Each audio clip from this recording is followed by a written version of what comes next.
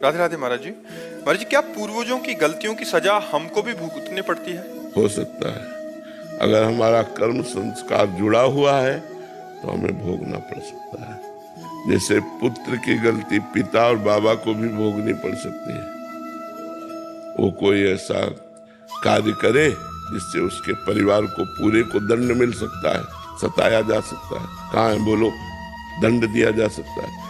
ऐसे ही बाप बाबा का कर्जा या कोई दुश्मनी या कोई ऐसे कार्य जिनको नाती को भी भोगना पड़ सकता है, पौत्र को भी भोगना पड़ सकता है, क्योंकि हमारा संबंध है। संबंध से कर्मों का संबंध होता है और कर्मों को फिर भोगना होता है। अब मान लो बाप बाबा की दुश्मनी है, उसमें तुम्हें कष्ट दिया जाए, आप दुश्मनी नहीं करते, आप सबसे हाथ जोड़ के रहते, लेकिन बाप बाबा की फैलाई हुई दुश्मनी है। आप बड़े ईमानदार हैं लेकिन उन्होंने बेईमानी की है, उन्होंने कर्जा किया है, तो आपको भोगना पड़ेगा, उनका कर्जा देना पड़ेगा। नहीं वो तुम्हारी संपत्ति पर अपना अधिकार जताएंगे, तुमसे लड़ेंगे।